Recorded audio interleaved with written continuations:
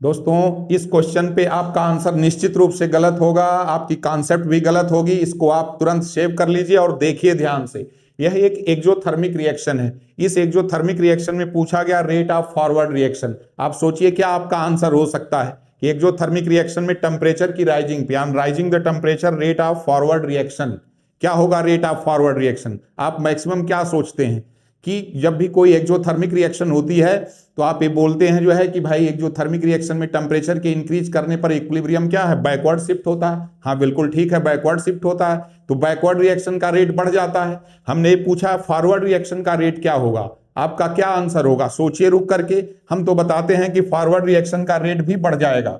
ये ध्यान देना बेटा, फॉरवर्ड रिएक्शन का भी रेट क्या होगा? बढ़ जाएगा। फॉरवर्ड रिएक्शन का रेट भी इंक्रीज करेगा, एकदम आप श्योर रहिए। इसका आप एक्सप्लेनेशन अगर जानना चाह रहे हैं तो आप ध्यान देंगे। इसके एक्सप्लेनेशन के लिए आपको केमिकल काइनेटिक्स के रेट कांस्टेंट पे जाना होगा। रेट कांस्टेंट में आपको देखना होगा, जो रेट कांस्टेंट होता है बेटा आपका, यहां पर हम यहां एक्सप्लेन कर दे रहे हैं, थोड़ा ध्यान देंगे कि रेट कांस्टेंट जो है टेम्परेचर पे डिपेंड करता है। तो के एफ होता है क्या?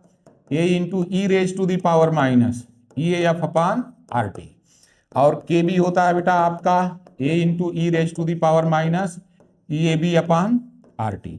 जब भी टेम्परेचर आप इंक्रीज करोगे, दोनों में देख लो, इस केस में भी और इस केस में भी, जब भी टेम्परेचर आप राइज करोगे के एफ का भी वैल्यू बढ़ेगी और के बी की वैल्यू भी बढ़ेगी। दोनों का सेम इक्वेशन है और दोनों की वैल्यू बढ़ेगी। लेकिन डिफरेंस क्या होता है इसमें? बहुत इंपॉर्टेंट कॉन्सेप्ट है। डिफरेंस यह होता है बेटा कि बैकवर्ड रिएक्शन का रेट ज्यादा बढ़ेगा। अगर जो है आपका एक्सोथर्मिक रिएक्शन है तो टेम्परेचर राइज करने पे बैकवर्ड का रेट ज्यादा बढ़ेगा, फॉरवर्ड का रेट कम बढ़ेगा, लेकिन दोनों का रेट इंक्रीज करेगा, फॉरवर्ड का भी और बैकवर्ड का। इसके एक्सप्लेनेशन के लिए आपको एनर्जी ऑफ एक्टिवेशन पे जाना होगा। एनर्जी ऑफ एक्टिवेशन, इसका परफेक्ट एक्सप्लेनेशन वहां से मिलेगा जो है।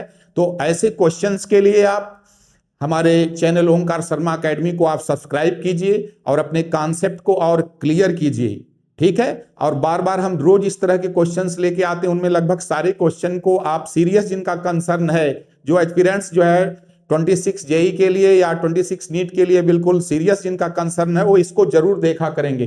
Thank you so much.